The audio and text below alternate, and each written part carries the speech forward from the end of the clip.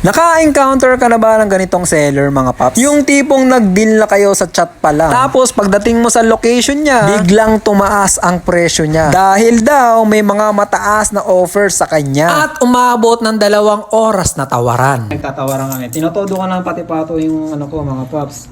Wala na, hindi na kami kakain. Hindi na rin kami naligo. Good day mga papsi. Ngayong araw nga ay kasama ko si Randol. Randol! Gang!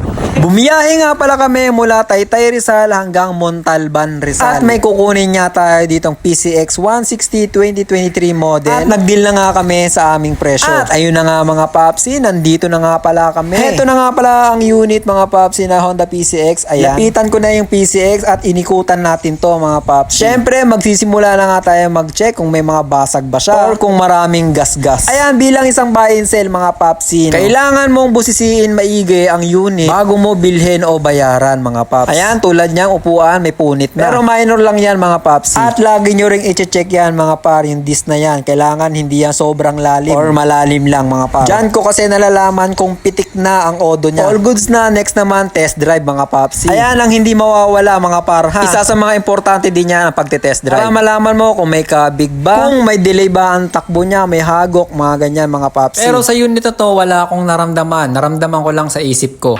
Gago! Yun lang, kunwari, may naramdaman akong issue pero wala naman. Umandal na naman pagkakupal ko. Ayan, check ng papel. Yan. Syempre, wala nang duda yan pag si Motopops na nag-check ng papel. Expert tayo dyan. At check na lang natin yung chassis at engine number mga papsi. Kailangan walang mga bling. Hindi nabibling-bling yung dashboard niya. Dapat to, walang basag mga papsi. Ha? Kasi mahal yan. Kahit gas-gas wala. Kahit gas-gas. Wala. Nagpapadagdag na nga si sir ng tumataginting na 3,000 ay 3,000 mga papsi. Binayaran ko pala si sir yung sa unang presyo namin. Pero ang sabi niya dyan is dagdagan ko daw kasi nga lugi daw siya dahil merong mas mataas na presyo sa akin. At yun ang hinahabol niya. At hindi na niya napanindigan ang unang deal namin mga papsi. Siyempre yung unang deal namin is yun lang ang dala kong pera. Itong pera ko na lang to is panggas sana namin. Na 150. Sir, sige na. Di na kami kakain. Sige na. Di na kami kakain, sir. Eto, nagtatawaran kami. Tinotodo ko na pati-pato yung ano ko, mga paps. Wala na, hindi na kami kakain. Hindi na rin kami naligo.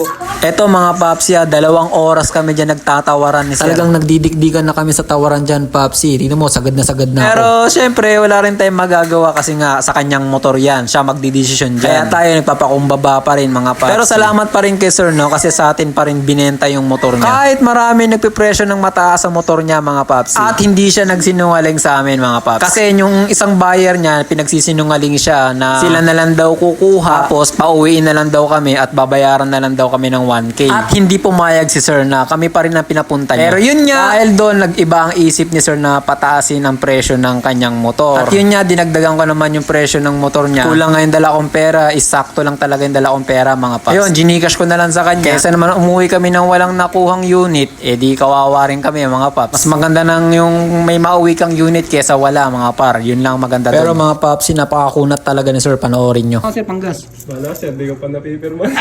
Sige na, sir! Sa pala? Sa? Sa'yo yung ballpen. Iyon o. Iyon o! Nabahin sir. Bayan na nabahin, sir! Randol, ano? Meow, meow, meow, meow. Ano mo sa video? Meow, meow. Paano? Di ba lulungkot? Gutom na rin. Ito ka na sa gilid. Sir, sabay-sabay tayo kumain mamaya. Di pa rin kami nag-almasal. Di pa nag-almasal? Di ba? Tanghalian. Di pa talaga sir, kaya nga nirush talaga ng event eh. Di pa kumakain din, Teo. Di ako makapagsalita eh. Nanghihina na rin yan, sir eh. Mukhang, nanghihina na nga oh. Muntik pa mabangga. Muntik pa mabangga. Ayun, hindi pa kami mabangga dahil sa ano. Gutom. Kasi gutom na kasi sir, hindi na maano utak niya. Gutom na kasi. Iya ako sir. May lupa na. May lupa naman. Kaya na may lupa? Palag na yan. Palag na yan. Wala. Yun lang mga paps, sana bago tayo makipag-deal, dapat desidido na po tayo. Ha? Para wala na po tayong matagal na pag-uusapan ng ganyan-ganyan. Tapos dapat may paninindigan po tayo mga papsi, ha? Yun lang mga papsi, salamat mga papsi. Ingat po tayong lahat nga mga par, at God bless sa ating lahat. Thank you.